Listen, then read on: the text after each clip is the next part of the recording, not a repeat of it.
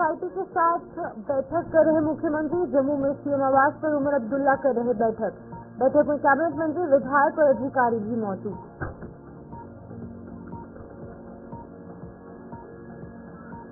वहीं गढ़खाल में मजदूर की हत्या का सुलझा मामला। पुलिस ने मामले में एक शख्स को किया गिरफ्तार। मृतक की पत्नी को भी संदिग्ध मानकर हो रही जांच। आरोपी ने की थी बिहार के मजदूर की निर्मम हत्या।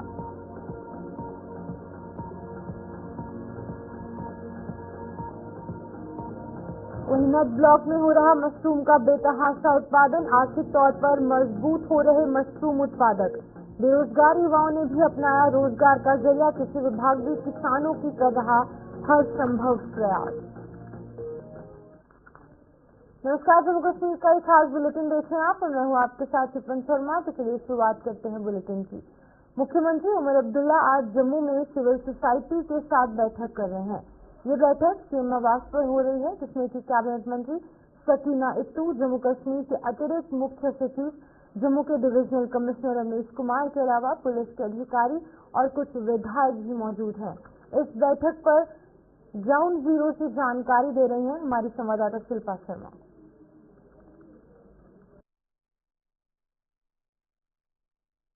इस समय हम जम्मू के सीएम रेजिडेंस में मौजूद है। प्रोमिनेंट सिटीजन के साथ सीएम उमर अब्दुल्ला की बैठक हो रही है और बैठक की शुरुआत हो चुकी है। प्रोमिनेंट सिटीजन, अलग अलग प्रोमिनेंट सिटीजन है जो अपने मुद्दों को लेकर यहाँ पर पहुंचे हैं और साथ ही साथ इसमें इस बैठक की बात करें तो इस बैठक में Jammu DC, additional chief secretary, साथ ही साथ कैबिनेट मंत्री सकीना इत्तू, सतीश शर्मा, डिप्टी सीएम शर्मिंदा चौधरी भी इस बैठक में जो है वो मौजूद है और अलग अलग prominent citizen, chamber of commerce, hotel association इस बैठक में यहाँ पर जो है अलग अलग कॉम्युनिटी सिटीजन यहाँ पर पहुंच चुके हैं। उनके क्या कुछ मुद्दे हैं, क्या कुछ उनके मसले मसाइल है, उन्हें यहाँ पर जो है वो डिस्कस किया जाएगा। उस निवारण भी यहाँ पर जो है वो देखने को मिलेगा। साथ ही साथ मैं आपको बता दूं कि इसमें कई अधिकारी भी जो है वो इस बैठक में मौजूद है। कुछ ही समय पहले जो है वो यहाँ पर कॉम्युनिटी सिटीजन अधिकारी यहाँ पर पहुंचे हैं और बैठक के समय जो है वो शुरुआत हो चुकी है और कुछ कॉम्युनिटी सिटीजन से हमने बातचीत की है। हाँ जी, आप यहाँ पर पहुंची है, बैठक में जाने वाली हैं, क्या कुछ आपके मुद्दे जो है वो रहने वाले हैं? देखो मैम, मैं ट्रेडर हूँ। I am president to residency road traders association. तो ट्रेडर्स के ही हम लोग मुद्दे जो है अपलिफ्ट करेंगे वहाँ पे। और ये बहुत अच्छा मौका है। It is an interaction directly with the state head. तो हम यही उम्मीद रखते हैं कि आने वाले दिनों में पॉजिटिव रिजल्ट निकले। Neeraj Anand, president chamber of traders federation.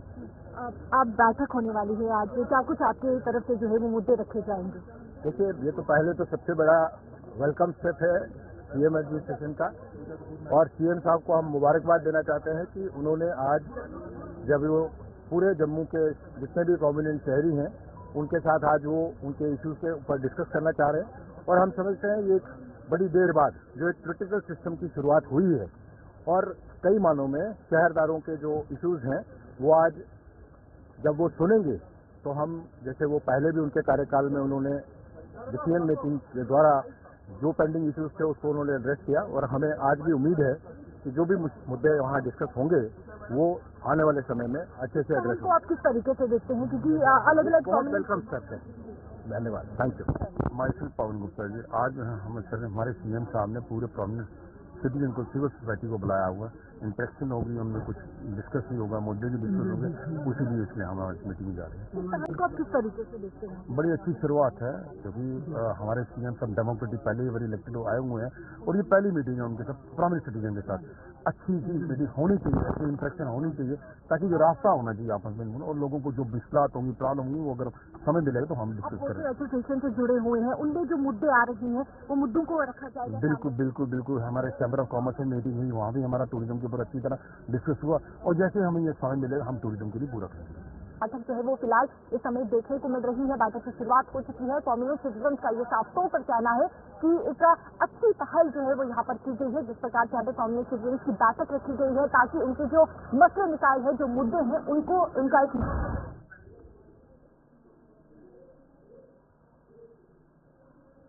Jammu के सीमावर्ती गढ़वाल गांव में एक गढ़खाल गांव की अगर बात करेंगे तो वहां पर एक मजदूर की निर्मम हत्या का मामला पुलिस ने सुलझा लिया है। इस मामले में पुलिस ने गढ़खाल गांव के निवासी बलविंदर सिंह को हिरासत में ले लिया। बलविंदर सिंह ने हाल ही में 29 वर्षीय पप्पू पासवान निवासी अररिया बिहार को मौत के घाट उतार दिया था।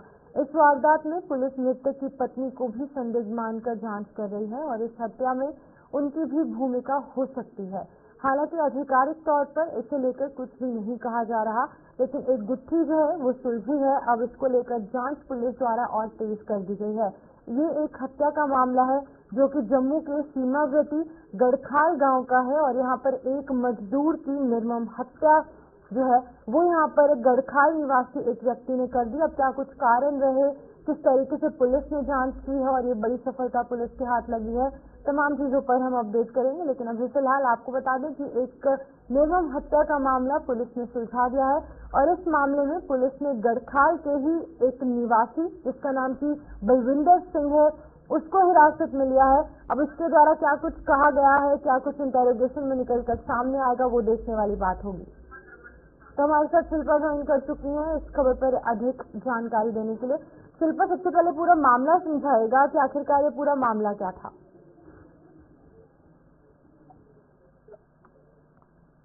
शिल्पा, आप सुन पा रही हैं?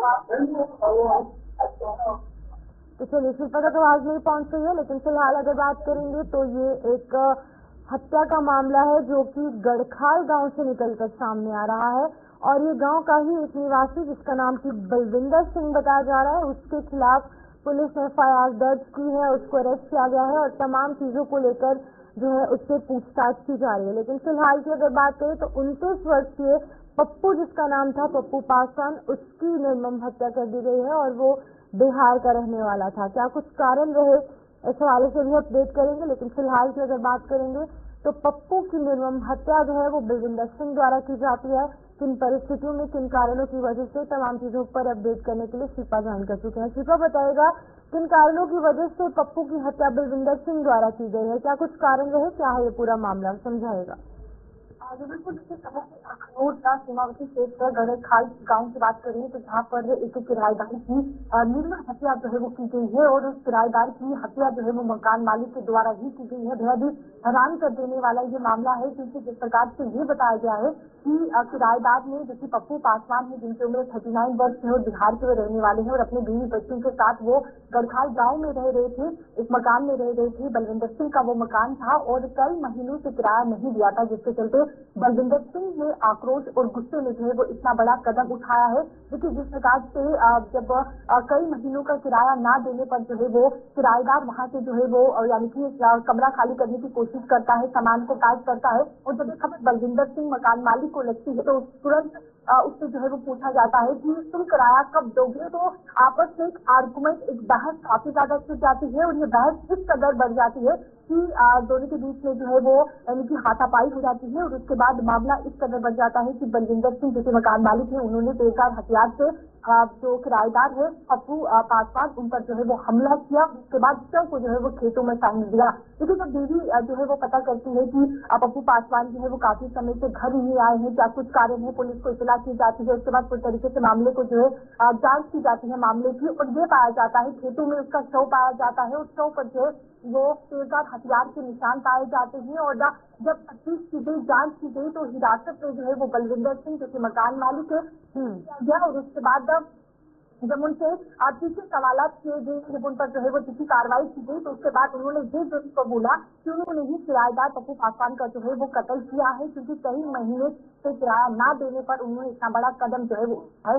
देखिए, फिलहाल बीवी को भी यहाँ पर जो है जो मृतक की बीवी है उन्हें भी जो है वो संदिग्ध यहाँ पर माना जा रहा है, उन्हें भी जो है वो सबसे घेरे में यहाँ पर रखा गया, उनकी भी जांच जो है वो की जा रही है। फिलहाल 223/224 के तहत जो है 103 के तहत जो है वो मामले को दर्ज कर दिया गया है, एफआईआर को दर्ज किया गया और आरोपी को भी यानी कि बलविंदर सिंह जो मकान मालिक है उन्हें भी गिरफ्तार कर लिया गया।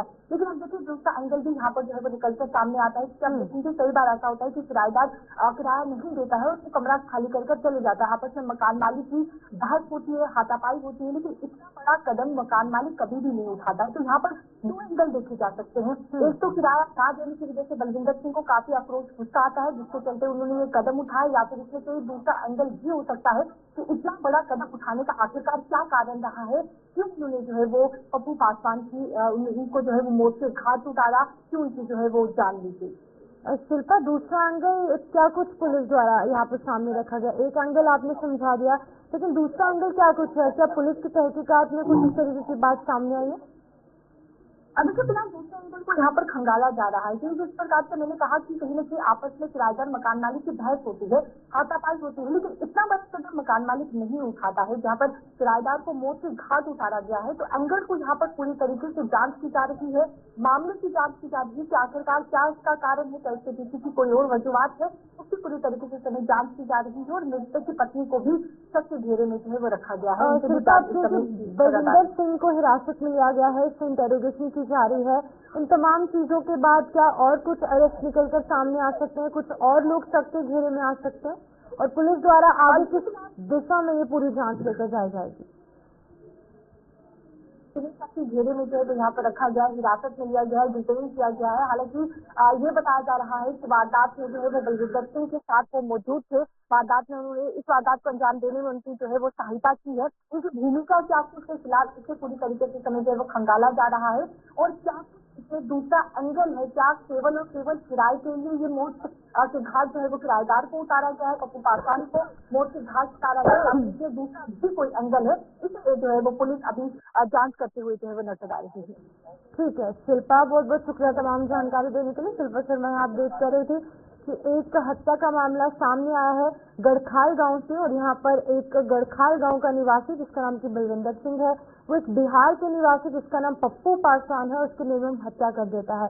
दो अलग अलग एंगल्स और दो अलग अलग दिशा में ये जो पूरी इंटेरोगेशन है, ये पूरा मामला है, उस हवाले से जो है वो पुलिस अभी फिलहाल तहकीकात कर रही है। लेकिन क्या कुछ निकल कर सामने आएगा वो एक बड़ा सवाल है, क्योंकि अभी फिलहाल बलविंदर सिंह को हिरासत में ले लिया गया है और पूछताछ उससे लगातार जारी है। वहीं पर पप्पू पासवान, उसकी बीवी को भी हिरासत में लिया जा सकता है, क्योंकि वो भी पुलिस के शक के घेरे में है।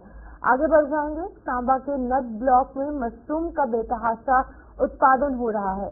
नद ब्लॉक में मशरूम की बम्पर फसल होने से किसान आर्थिक तौर पर मजबूत हो रहे हैं, और खास बात यह है कि इस इलाके के बेरोजगार युवा भी अब मशरूम उत्पादन को अपनी रोजी रोटी का जरिया बना रहे हैं। खास बात यह है कि जो एग्रीकल्चर डिपार्टमेंट है, जो कृषि विभाग है, वो भी मशरूम उत्पादकों की हर संभव मदद करने में कोई कसर नहीं छोड़ रहा। तो आपको बता दें कि हमने कल भी अपडेट किया था किस तरीके से जो मशरूम उत्पादक हैं वो काफी खुश हैं, किसानों को अच्छा दाम मिल रहा है, और मंडी में भी कहीं ना कहीं मशरूम काफी अच्छे प्राइस पर बिकते नजर आ रहे हैं।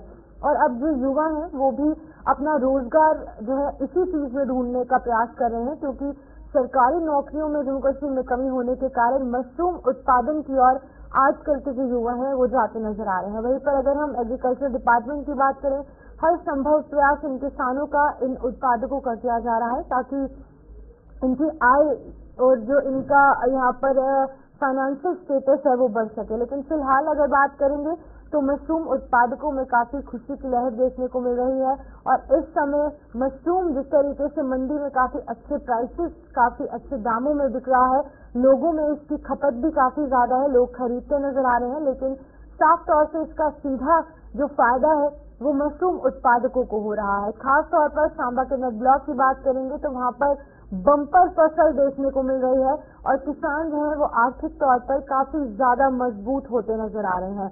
युवा काफी ज्यादा खुश हैं, क्योंकि मशरूम उत्पादन की वजह से उनका रोजगार जो है वो बढ़ रहा है। अब उन्हें कहीं और देखने की जरूरत नहीं है, अब वो जो है वो कृषि विभाग की मदद से मशरूम का अच्छा उत्पादन करते नजर आ रहे हैं।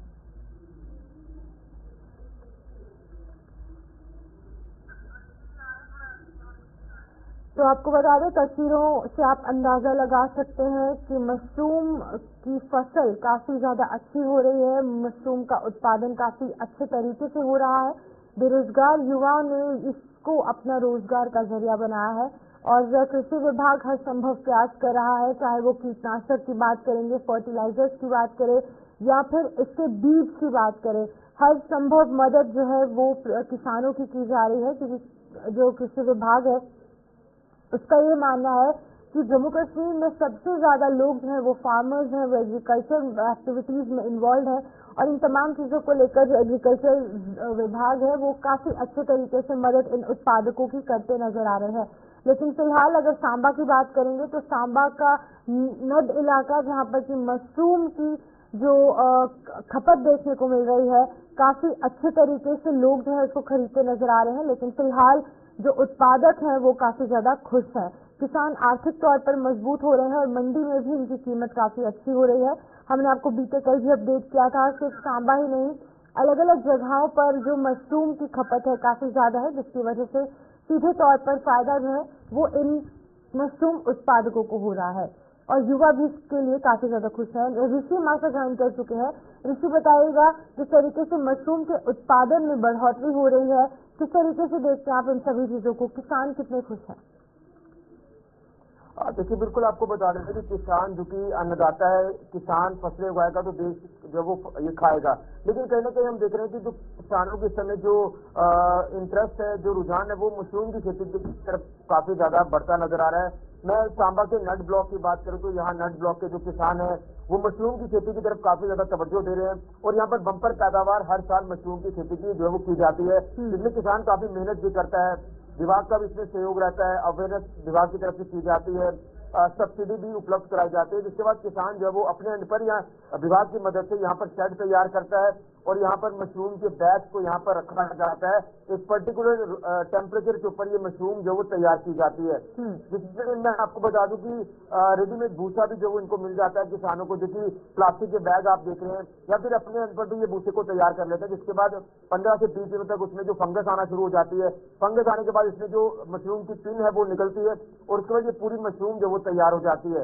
इसके बाद किसान इस मशरूम को जो वो कलेक्ट करता है, परिवार इसमें पूरा किसान जो वो मेहनत करता है, उसके बाद मंडी में इस फसल को लेकर जाया जाता है और एक उक्त भाव जो वो मिल जाता है किसान को, एक अच्छी आमदनी जो वो किसान की हो जाती है। लेकिन अपडेट करने का मकसद ये भी था कि किसान इसकी तरफ ज्यादा तवज्जो दे रहे हैं, लेकिन जो बेरोजगार युवाओं को लेकर बात करें, जो नौकरी की तलाश में रहते हैं, रोजगार की तलाश में रहते हैं, उनको रोजगार नहीं मिलता या नौकरियां नहीं मिलती, तो उनके लिए भी एक अच्छी अपॉर्चुनिटी है कि वो भी इस तरफ आए, इस तरफ अपना रुझान बढ़ाएं और मशरूम की खेती करना शुरू करें। उनको भी अच्छे रोजगार का जो साधन है वो मिल पाएगा, आमदनी अच्छी हो जाएगी। आप इसे फुल टाइम भी काम कह सकते हैं, आप इसे साइड बिजनेस भी कह सकते हैं। मान लीजिए अगर कोई किसान जिस तरह से ये काम कर रहा है, किसान के अलावा अगर कोई अपने नौकरी वगैरह कर रहा है, तो वो रात के समय में ये मशरूम की जो कल्टीवेशन है ये की जाती है, उसके बाद मंडी में इसको जो बेचा जाता है। तो तमाम ये चीजें हैं जो कि किसान के लिए काफी ज्यादा फायदेमंद साबित होती नजर आ रही है। लेकिन फायदे की जगह इस बार थोड़ा सा किसान को ये नुकसान हो रहा है मशरूम की खेती को लेकर कि जो टेम्परेचर है वो मेंटेन नहीं हो पा रहा, बारिशें नहीं हो पा रही है, जिसके चलते जो मशरूम की पैदावार है वो थोड़ी सी कम इस बार होती नजर आ रही है। लेकिन किसान को एक उम्मीद है कि बारिश जल्द हो जाएगी और जल्द ही यहाँ पर मशरूम जो वो और ज्यादा होना शुरू हो जाएगी, ताकि मंडी में वो अच्छी फसल बेच पाए, मंडी से अच्छा मुनाफा कमा पाए और अपने घर का गुजारा कर पाए। ये सारी चीजें ग्राउंड जीरो पर मौजूद है, जरा तस्वीरें दिखाएगा क्या वहाँ पर कोई आपके साथ जो उत्पादक है वो मौजूद है, उनसे बात करने की कोशिश? बिल्कुल, मैं एक किसान को अपने साथ बुलाना चाहता हूँ। रंजीत जी, आप मेरे साथ आइए, यहाँ पर आप यहाँ पर आए। क्या कहेंगे, ये जो मशरूम की खेती आप कर रहे हैं, पिछले कितने सालों से कर रहे हैं, कितना फायदा आपको?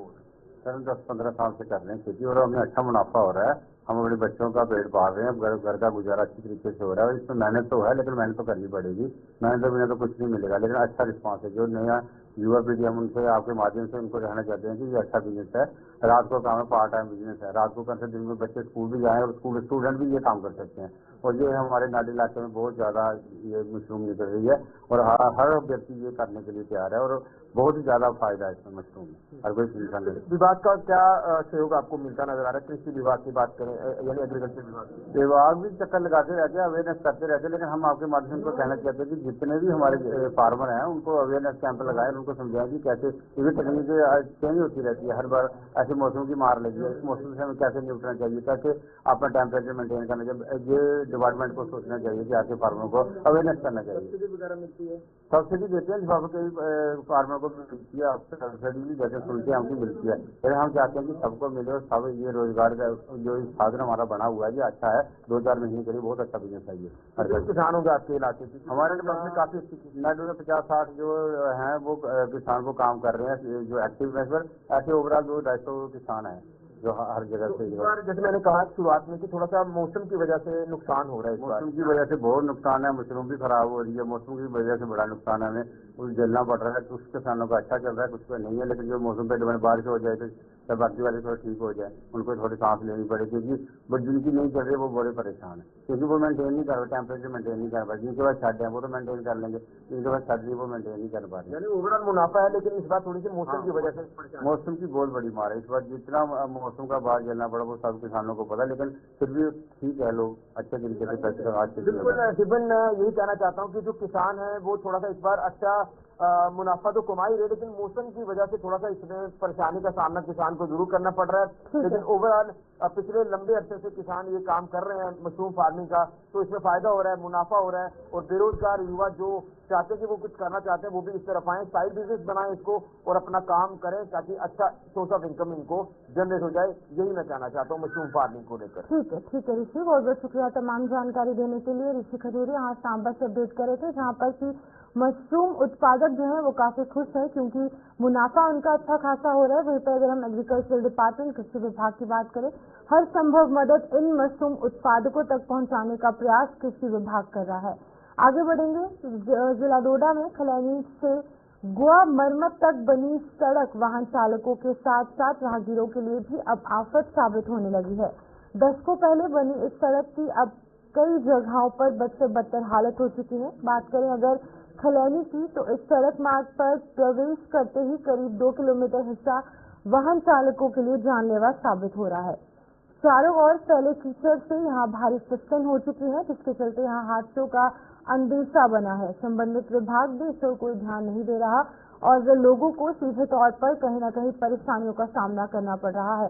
तो तस्वीरें आपके सामने, आप अंदाजा लगा सकते हैं इतनी फिसलन के बावजूद भी लोग किस तरीके से अपनी मंजिल तक पहुंचते होंगे, लेकिन जो विभाग है वो इस ओर कोई भी ध्यान नहीं दे रहा।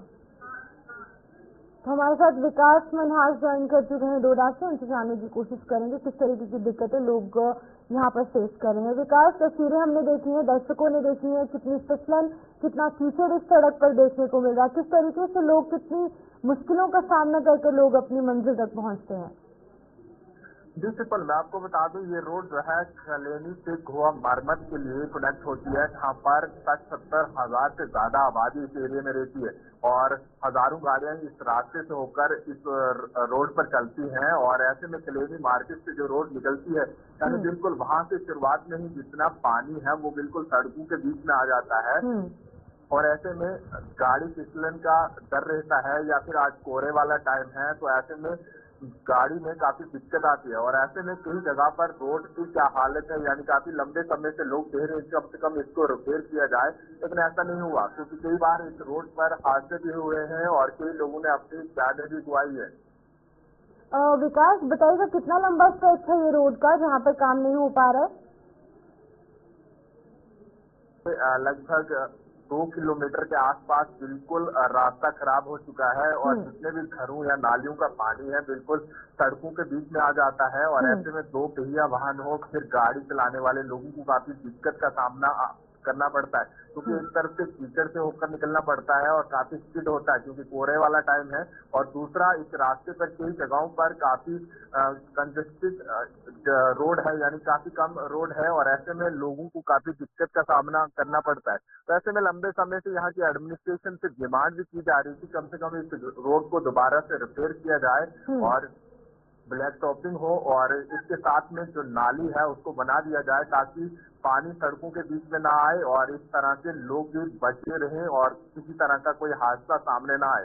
लेकिन विकास, आपने बताया केवल 2 किलोमीटर का ये रोड है, इतना ही लंबा स्ट्रेच है, क्या कुछ लगता है कि विभाग की इस ओर ध्यान नहीं दे रहा? और यहाँ के जो एमएलए है, इलेक्टेड रिप्रेजेंटेटिव है, अब उनको तो ध्यान देना यहाँ पर काफी जरूरी है, क्योंकि लोगों को दिक्कतें हो रही हैं और आगे आने वाले टाइम पर जब विंटर सीजन होगा, धुंध जैसी जो स्थिति है वो पैदा होगी, तो यहाँ पर कोई भी फिसल सकता है और कई बड़ी जो वारदातें हैं वो हो सकती हैं।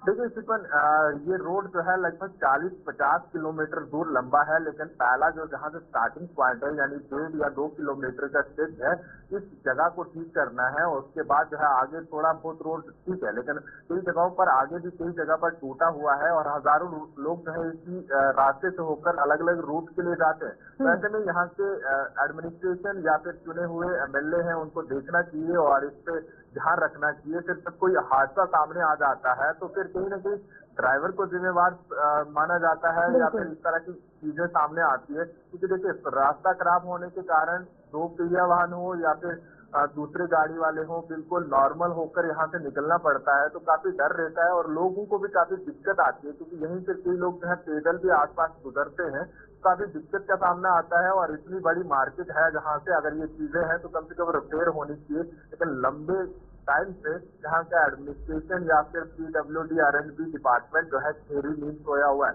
क्या विभाग के अधिकारियों को इस बारे में जानकारी है कि यहाँ पर लोग इतनी दिक्कतें उन्हें पेश आ रही है?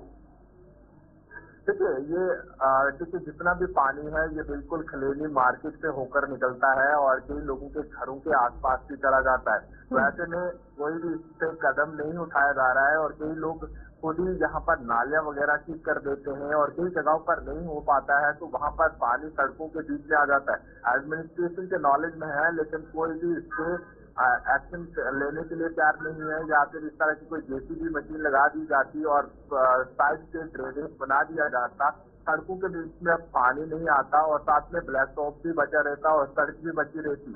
ठीक है विकास, बहुत बहुत शुक्रिया तमाम जानकारी देने के लिए। तो जिला डोडा से तस्वीरें आपके सामने थी जहाँ पर कि 2 किलोमीटर का लंबा स्ट्रेच लोगों को काफी ज्यादा दिक्कतें हो रही है। पानी और कीचड़ की वजह से अक्सर यहाँ पर कोई ना कोई हादसा पेश आता है। लेकिन अब क्योंकि ठंड का सीजन है, धुंध और कोहरा जो है वो यहाँ पर देखने को मिलेगा। कोई बड़ा एक्सीडेंट ना हो, कोई बड़ी यहाँ पर वारदात ना पेश आए, इसके लिए प्रशासन को जल्द यहाँ पर कदम उठाकर इस रोड को ठीक करना चाहिए। यही मांग है वो यहाँ के स्थानीय लोगों की है। फिलहाल के लिए प्रमुख स्ट्रीट केस बुलेटिन में इतना ही। मुझे दीजिए इजाजत और आप बने रहे गुलिस्तान न्यूज़ के साथ।